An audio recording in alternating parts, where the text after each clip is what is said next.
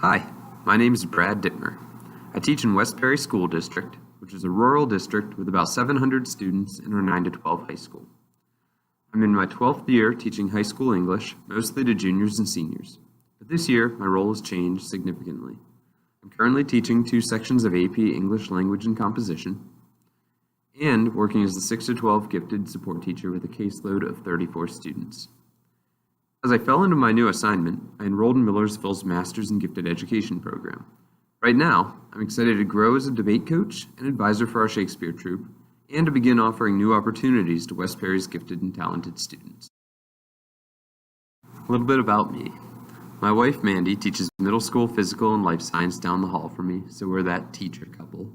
We have a 2-year-old daughter and 4-month-old son.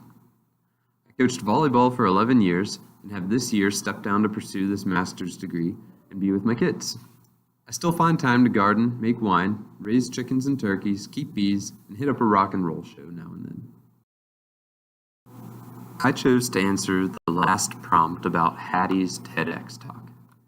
I would instinctively suspect that teachers are more effective when they work together to evaluate the impact of their practices.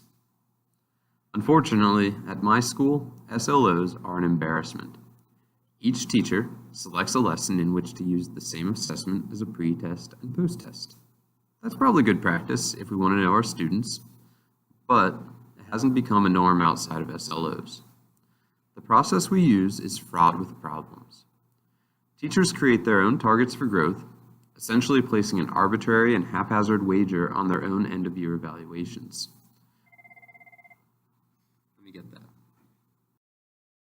As I was saying, the SLO has a pretty significant impact on final ratings, which means teachers benefit from creating low growth targets, or much worse, easy assessments on new material that nobody would pass on a pretest. We have sometimes scored our colleagues' SLOs, which created some discussion and collaboration, but not usually about instructional practices.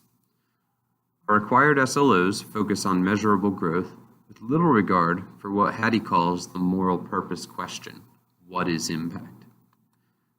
One way that we sometimes focus on the moral purpose instead of data is actually kind of interesting.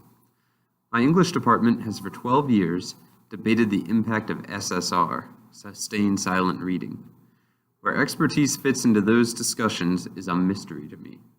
I've had great professional relationships with colleagues teaching the same classes as I teach, but sometimes group dynamics and personal preferences kick out the rungs of Hattie's ladder of excellence for a whole department. What I'm finding then is data and just personal expertise are neither enough. There's something else missing.